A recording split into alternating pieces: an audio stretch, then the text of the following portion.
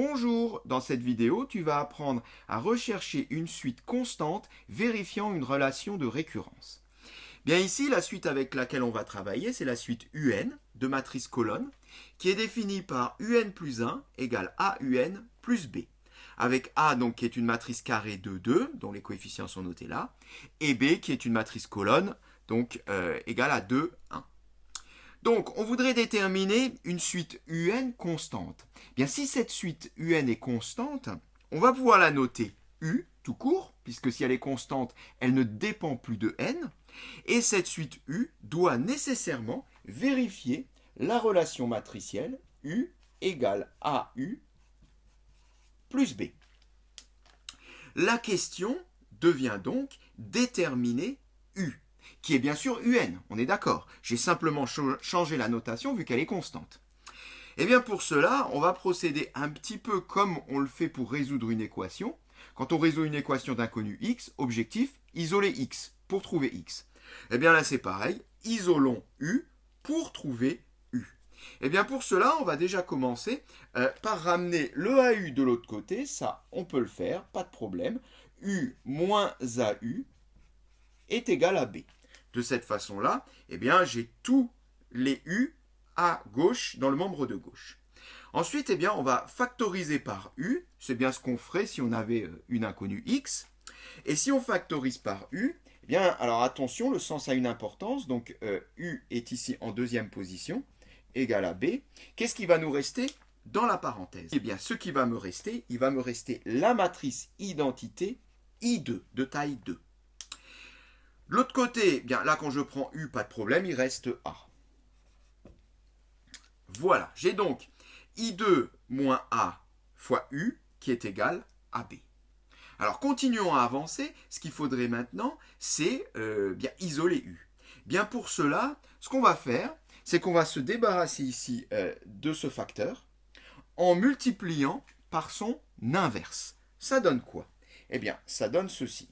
I2 moins A moins 1 fois I2 moins A, U, égale à I2 moins A moins 1 fois B. J'ai donc multiplié de part et d'autre par la matrice inverse de la matrice I2 moins A, à condition qu'elle existe, bien sûr. Pourquoi on a fait ça? Eh bien, comme on le faisait avec des réels, tout simplement pour se débarrasser de I2 moins A, ici, en multipliant par son inverse, eh bien évidemment, l'ensemble donne la matrice identité. Et la matrice identité fois U, c'est U. Soit U égale à I2 moins A moins 1 fois B. Bien, là, je pourrais dire que j'ai quasiment fini. Parce que pour le reste, cela ne sera que du calcul numérique, dont une partie sera donnée à la machine ou à l'ordinateur. Bien, ce qu'on va faire, on va déjà commencer par s'occuper de notre I2 moins A. Déterminons déjà I2 moins A. Alors, on va le calculer à côté. I2 moins A. Bien, ceci, c'est égal à la matrice identité de taille 2 moins la matrice A.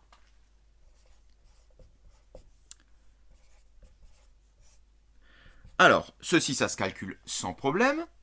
Donc, quand on soustrait deux matrices, on soustrait les coefficients respectifs, soit 1 moins 2 moins 1, 0 moins 0,5 moins 0,5, 0 moins 3 moins 3, et 1 moins 2, 1 plus 2, 3.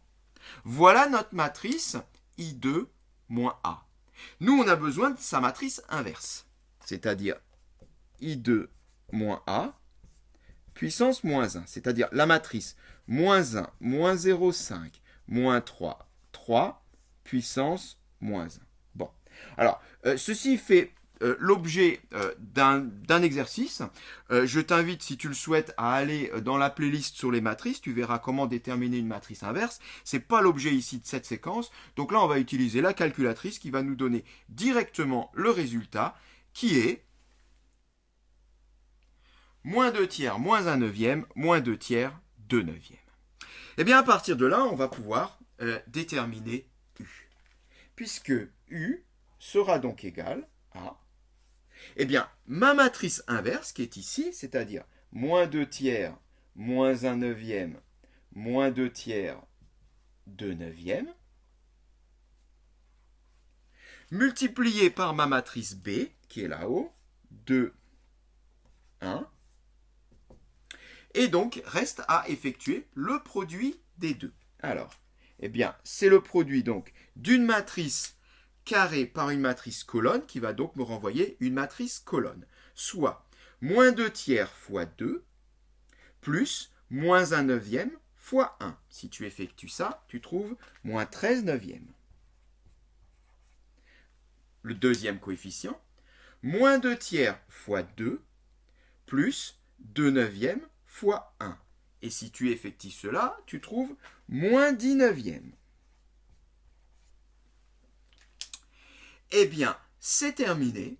On a déterminé notre matrice U constante. Il faut donc choisir comme terme pour la matrice U constante, eh bien, quel que soit n, la matrice colonne, moins 13 neuvièmes, moins 10 neuvièmes.